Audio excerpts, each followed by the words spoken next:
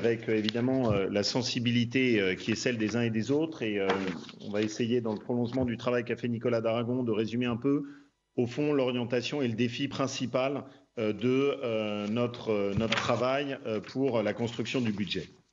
Bon, c'est très clair, on a affaire à un double contexte qui est celui qui menace très fortement nos compatriotes, qui est d'une part, et c'est le slide suivant, la situation de l'inflation, avec une inflation qui, vous le voyez, explose de façon extrêmement importante et que nos compatriotes subissent, et d'autre part, évidemment, la crise de l'énergie, les deux d'ailleurs se nourrissant l'une et l'autre. Juste pour qu'on ait à peu près un ordre d'idée, même si l'évaluation financière est loin d'être commode, mais on peut estimer que pour la région, le coût potentiel de l'énergie est aux alentours de 80 millions d'euros, et évidemment avec un contexte d'inflation qui pèse par ailleurs lourdement sur d'autres aspects de la gestion de notre territoire.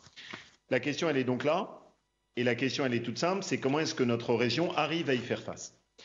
Et vous le savez, c'est dans ces moments-là où on mesure à quel point il est important d'avoir préparé les choses et d'avoir au maximum protégé notre région par rapport à ce genre de crise qui malheureusement finissent toujours par arriver. La vie économique est faite de crises qui impactent et auxquelles la question toute simple est posée. Est-ce que vous avez gréé votre vaisseau pour qu'il puisse traverser une crise, ou est-ce qu'au contraire vous avez un rafio qui prend l'eau de partout et qui malheureusement ensuite est emporté dans la tourmente?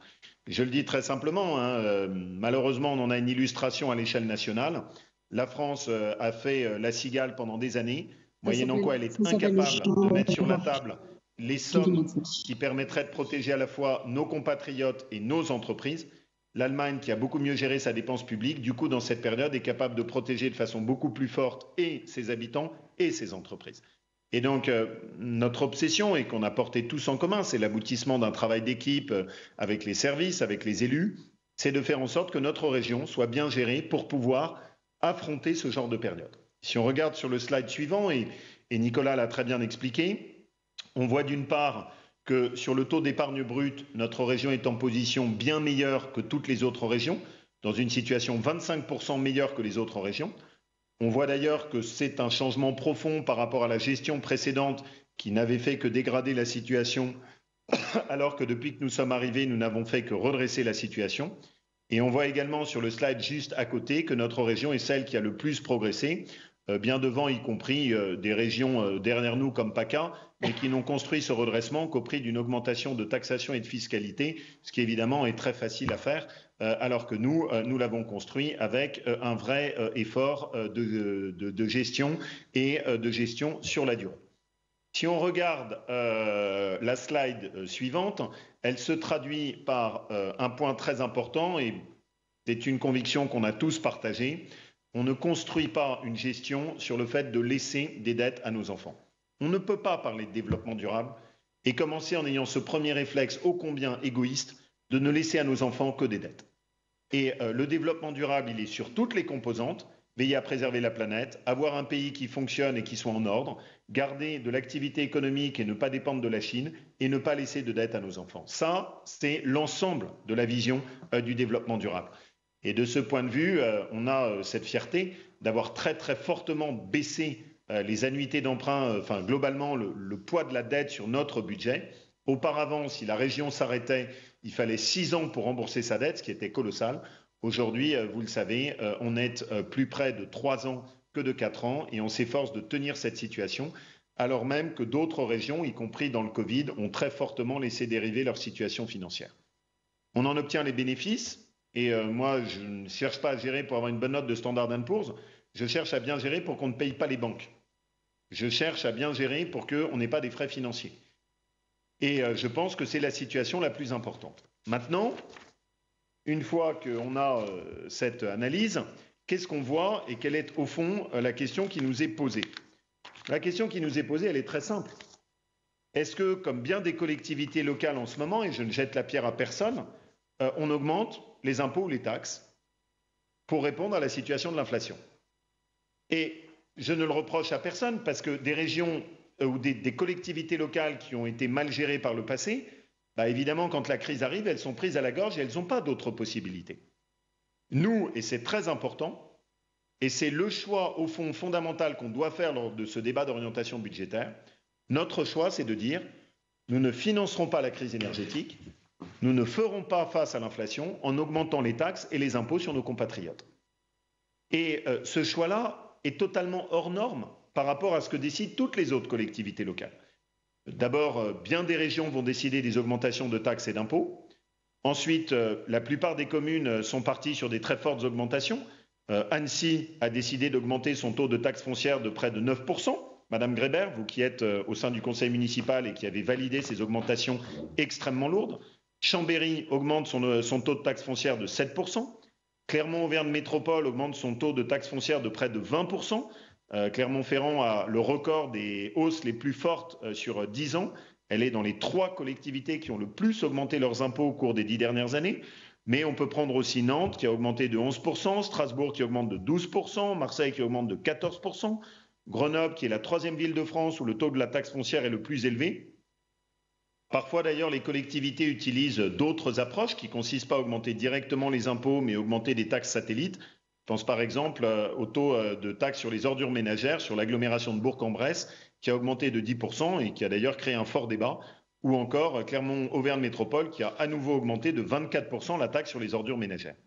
Je ne jette la pierre à personne parce que je le comprends quand on a une situation budgétaire qui était fragilisée parce que on a fait plus la cigale que la fourmi. Nous, et pour moi c'est fondamental, la première chose qui est importante à savoir, c'est que nous pourrions le faire. Oui, nous pourrions augmenter nos taxes. Nous pourrions augmenter la carte grise.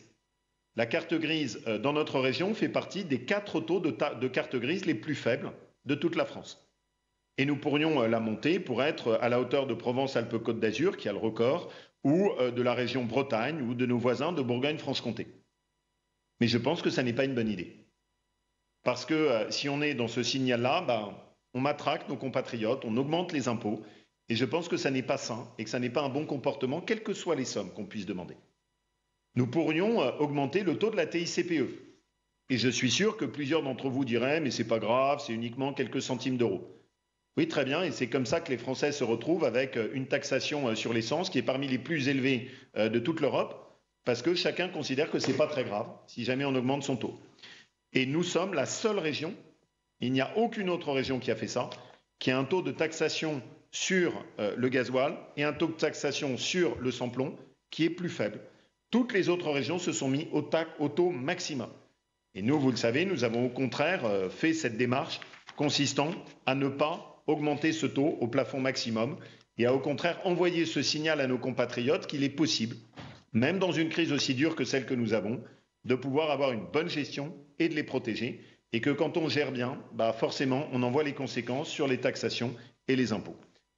Donc ce sont des choix qui sont, je le mesure, et vous l'avez tous souligné, extrêmement ambitieux dans la situation actuelle. C'est un très gros travail que je demande à Nicolas Daragon, à l'ensemble de nos services et aux équipes du budget, mais je suis convaincu que c'est un devoir pour nous. Et que c'est aussi une façon de très clairement montrer le chemin. Et y compris par rapport à des polémiques récentes, où on cherche à faire des polémiques sur des choses anecdotiques, la région gère 4 milliards d'euros. Ce qui compte pour nos habitants, c'est de savoir que la gestion de leur région leur permet de n'avoir aucune augmentation de taxes ou d'impôts. Ça, c'est ce qui compte pour eux. Et c'est ce sur quoi nous nous employons. Et nous devons le faire dans le même temps en continuant à investir pour l'avenir. Parce que je suis convaincu que c'est notre vocation. Nous sommes une collectivité qui doit préparer l'avenir. D'autres collectivités gèrent la vie quotidienne et c'est tout à fait louable. Nous, notre vocation, c'est de préparer l'avenir. Avec, et c'est le slide suivant, 3 priorités à nos yeux qui doivent guider la construction de notre budget. D'abord, relocaliser. Relocaliser, c'est ramener les emplois chez nous. Relocaliser, vous avez été plusieurs à le dire, c'est assurer l'indépendance de notre pays. Relocaliser, c'est faire que nous ne dépendions pas des pays étrangers, comme trop malheureusement le Covid l'a montré avec la crise des masques avec la Chine, ou comme le montre la situation actuelle où nous dépendons de l'Ukraine et de la Russie. Avoir la maîtrise de notre destin. Un pays comme le nôtre ne peut pas acheter tous les produits qui viennent de Chine. Et je me permets également de rajouter que quand on fait ça, la réalité c'est qu'on pollue la planète, parce que les conditions dans lesquelles ils sont fabriqués dans les pays extérieurs sont catastrophiques. Pour ça d'ailleurs que je suis toujours un peu attristé de voir que vous critiquez pour certains d'entre vous notre agriculture au lieu de la défendre, et notre agriculture fait partie de ce travail de souveraineté. La deuxième chose, c'est la sobriété énergétique. C'est l'investissement massif dans nos lycées pour montrer qu'il est possible de baisser la consommation. Et si nous le faisons, ce sera un apport extrêmement important à tous les débats sur le réchauffement climatique. D'ores et déjà, notre région est la région où le taux de consommation au mètre carré dans nos lycées est une des plus faibles de France. Parce que nous avons redressé les choses et que par rapport aux lycées qui étaient en état de ruine, nous avons d'ores et déjà préparé les choses, avant même la crise où nous sommes.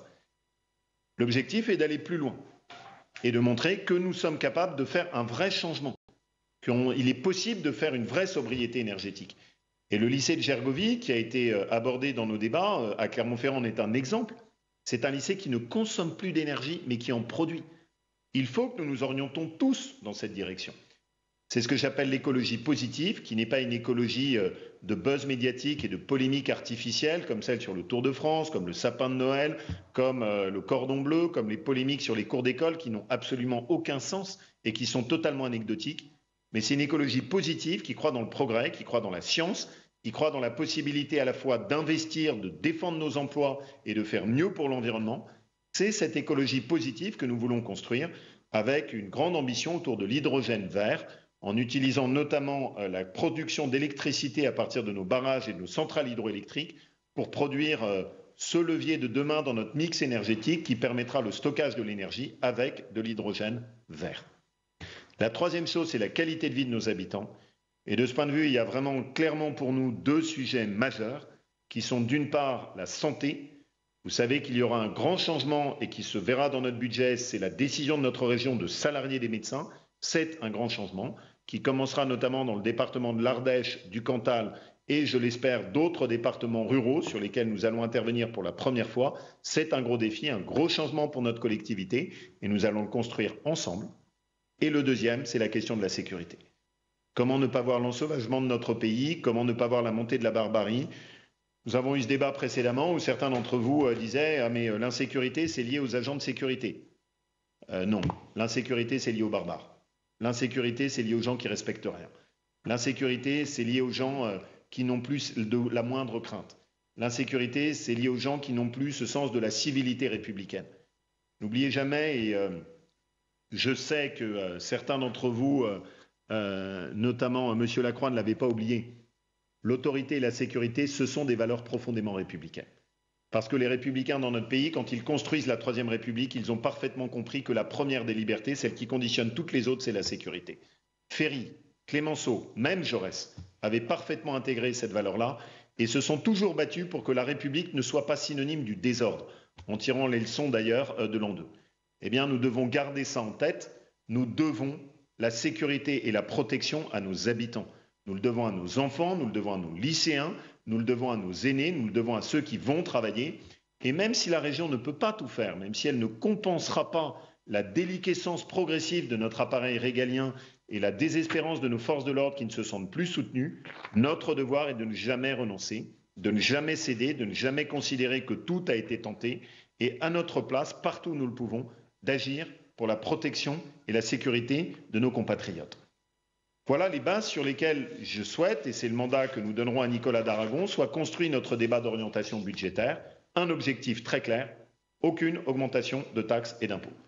Et ensuite, ces trois priorités, relocaliser, mettre en place la sobriété énergétique, autrement dit, plutôt que de payer les Qataris, l'Arabie Saoudite, le gaz algérien, baisser notre consommation avec des investissements forts. Et enfin, ne jamais oublier notre devoir, que notre région soit une région à la fois puissante mais agréable à vivre, dans laquelle on essaye de protéger depuis nos territoires ruraux jusqu'à nos cœurs de métropole, en travaillant sur la santé et la sécurité. Voilà le travail que nous avons tous à mener. C'est une tâche colossale. Vous avez plusieurs fois relevé à quel point elle était difficile et délicate, mais nous la mènerons à bien et je ne doute pas que la traduction ensuite budgétaire qui se fera dans le budget que nous serons amenés à adopter avant la fin de l'année nous permettra d'éclaircir et de prolonger ces débats. Je vous remercie tous. Avant que nous passions au vote, je vais redonner la parole